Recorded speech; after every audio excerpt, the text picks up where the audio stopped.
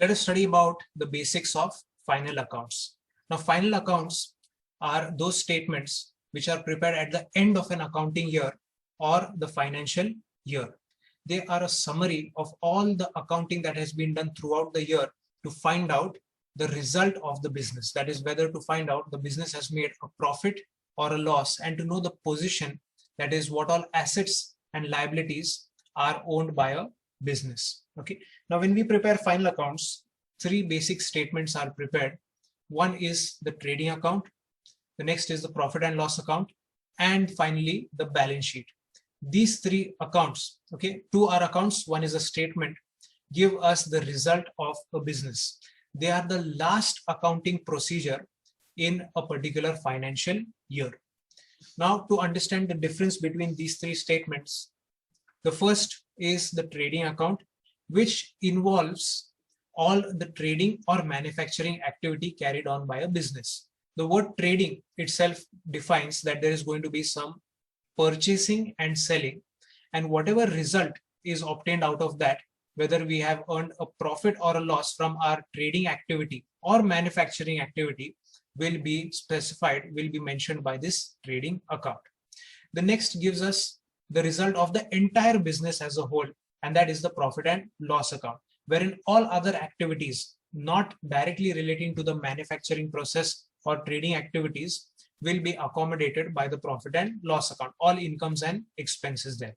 And finally, the balance sheet, which has all the assets and all the liabilities of a business. In detail, we are going to study all of these statements. So let us take one by one, starting with the first, and that is the trading account. Now, this is the specimen or the format of a trading account. And if you have a look, since it is an account, it will have the two sides, the debit as well as the credit side. On the debit side, we will have all items of expenses. And on the credit side will be all items of income. These are expenses and income relating to the trading activity, which means mainly we will be dealing with purchases and sales. On the debit side, we have the expenditure for purchasing, whether you purchase goods or purchase raw material for manufacturing your goods will be on the debit side. And the main income will be on the credit side, that is sales. We are still following the nominal account rule, debit all expenses and credit all incomes. But apart from these major expense and income, there are many other items relating to trading or manufacturing. So they are listed here down one below the other. We will take an example to understand which items are on the debit and which items are on the credit side of the trading account. So let's take an example, let's say of a furniture manufacturing organization. And this is a factory where all the manufacturing of furniture is carried out. Now, to manufacture this furniture, what all is required? Remember, furniture means the most important raw material is going to be wood. So the first thing that you are going to do is purchase your raw material, and that is raw wood, which is going to be later processed, and then you can make furniture, which is tables and chairs and all other items of furniture. So this is one expenditure, that is purchase of raw material.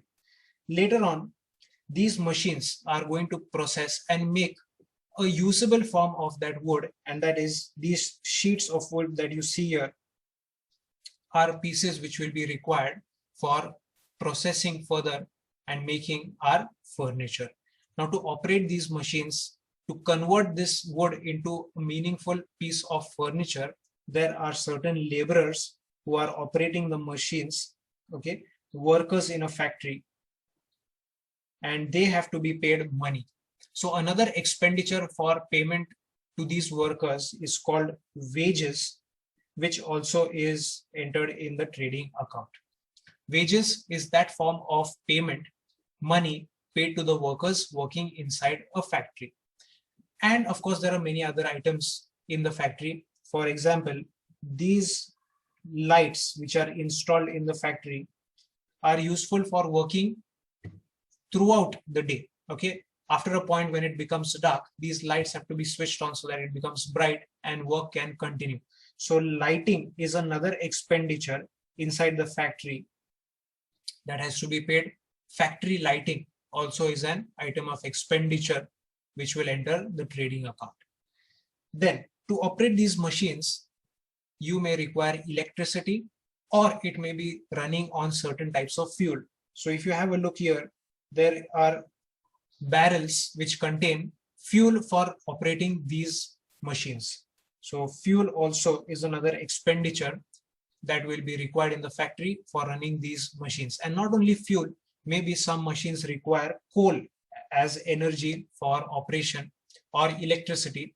All of that expenditure to run these machines in the factory will enter the trading account.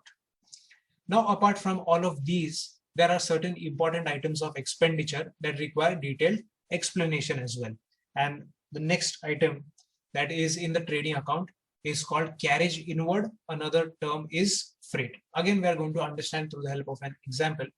So if you have a look, our factory is where all the manufacturing is going on. But remember, the raw material that has entered into our factory was delivered to us and dropped off outside our factory gate itself. So there was a truck that came and dropped off the raw material at the factory gate, but our factory is located away from the factory gate. Okay, so there is some transport cost involved for loading these raw materials into a smaller vehicle.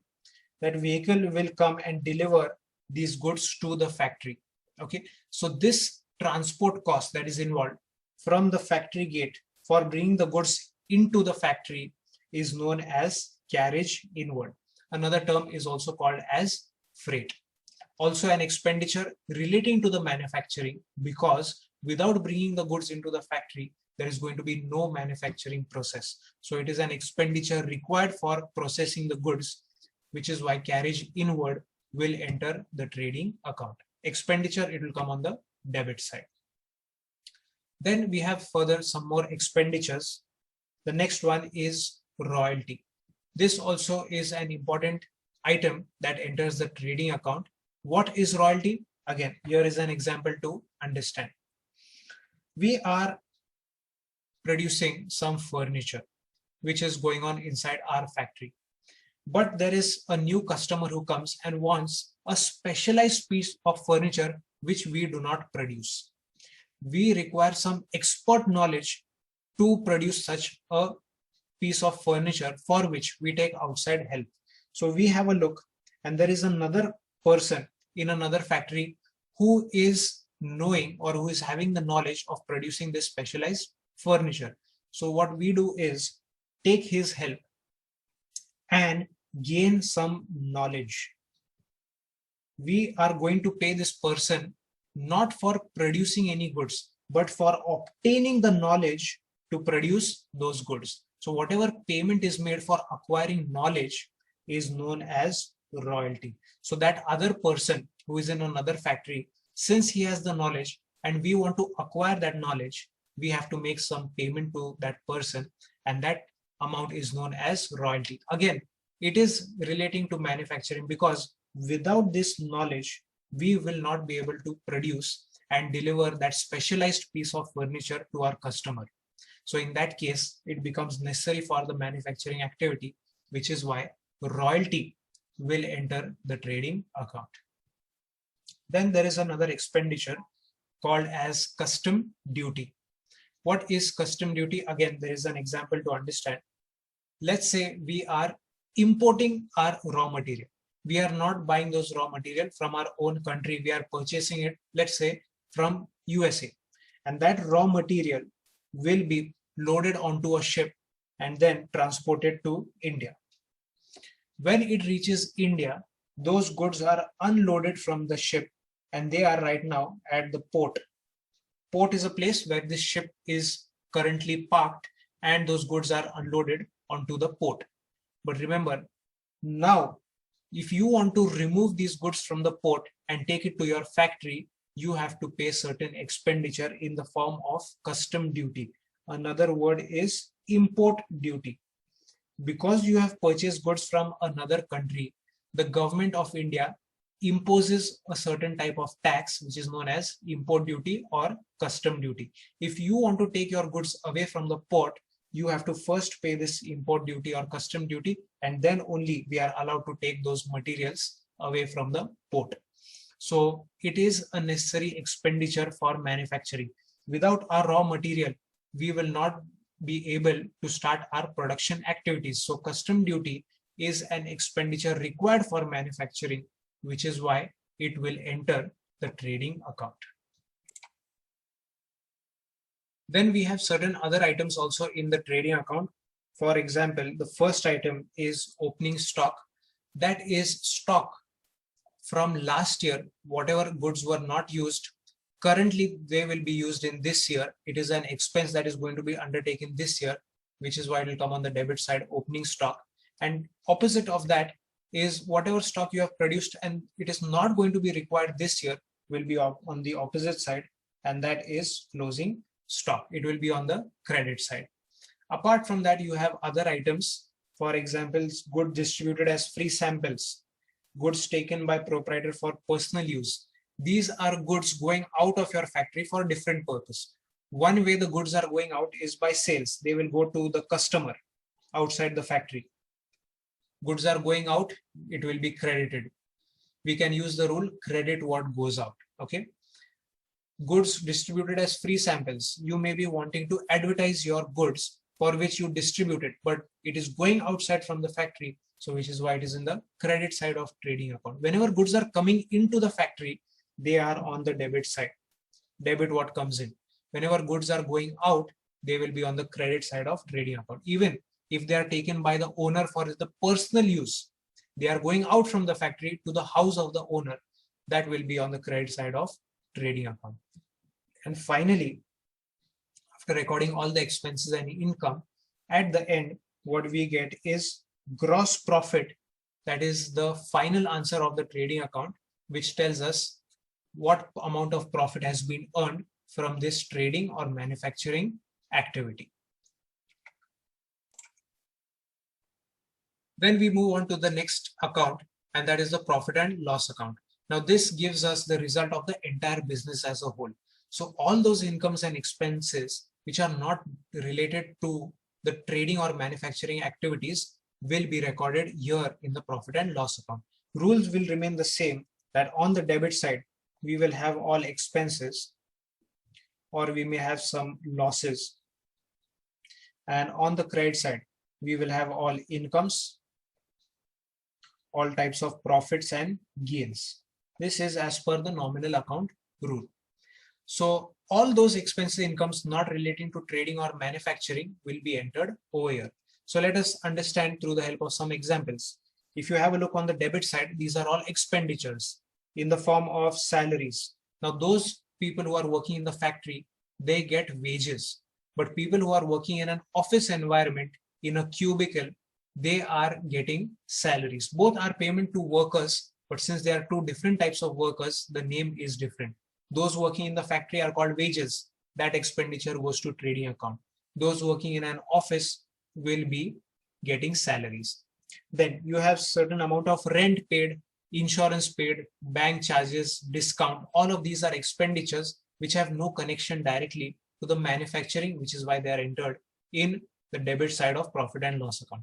Similarly, you may have certain incomes, for example, rent received, commission received, any other income not from selling your goods will be entered here in the profit and loss account.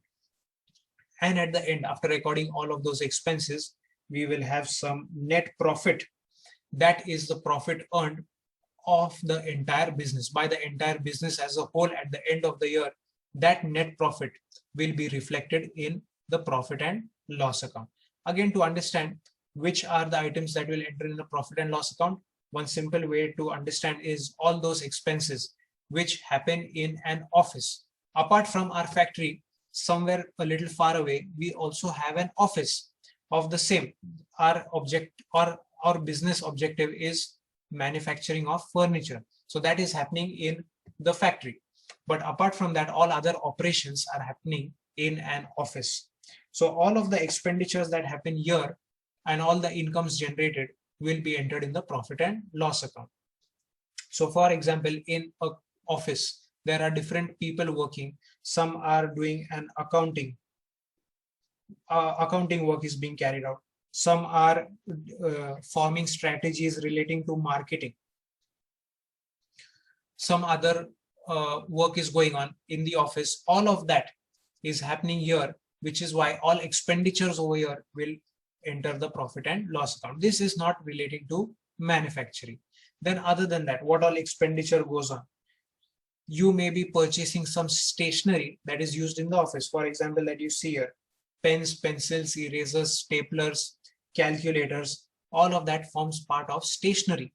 Also an expenditure relating to or carried out in the office will enter the profit and loss account. If our office, okay, is owned, we do not pay any rent. But if our office is taken on rent, then rent becomes an expenditure, which again will be in profit and loss account. You may be doing some advertising. We have installed an advertisement board here on which every month we put up new advertisements.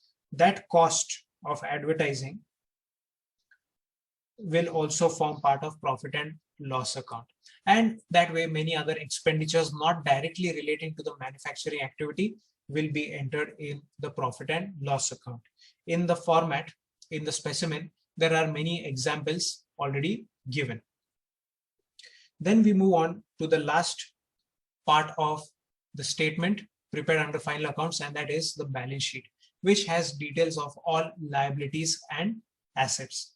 Now, to understand those two terms, liabilities and assets, we will begin with the asset side. Assets are all those properties owned by the business. For example, cash is a property belonging to the business. Or, for example, some furniture or machinery or land and building.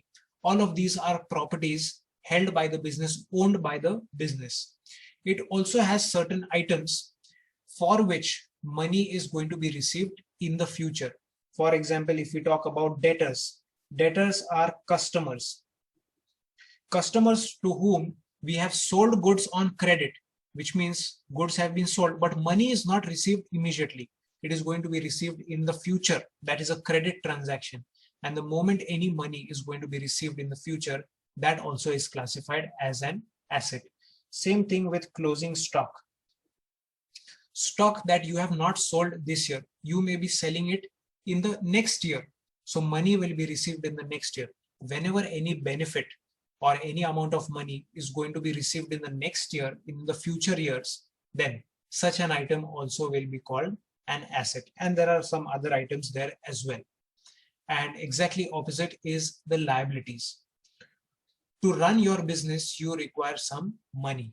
So there are two major ways in which you receive money. One is by the owner, that is known as capital. Whenever owner gives money to the business, that is known as capital. Or you may be taking money from another person, for example, from the bank, and that is bank loan. The moment money is taken from someone else, that will be classified as a liability, because in future, that amount has to be paid. It is exactly opposite of asset. Asset means money to be received in the future.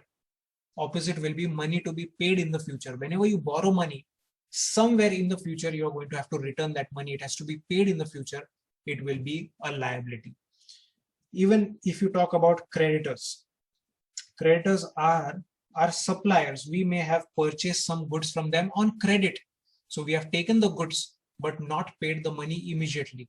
That money will be paid in the future. The moment you come across an item where money has to be paid in the future, it is payable, which means that item also will be classified as a liability. So these are the basics of final accounts.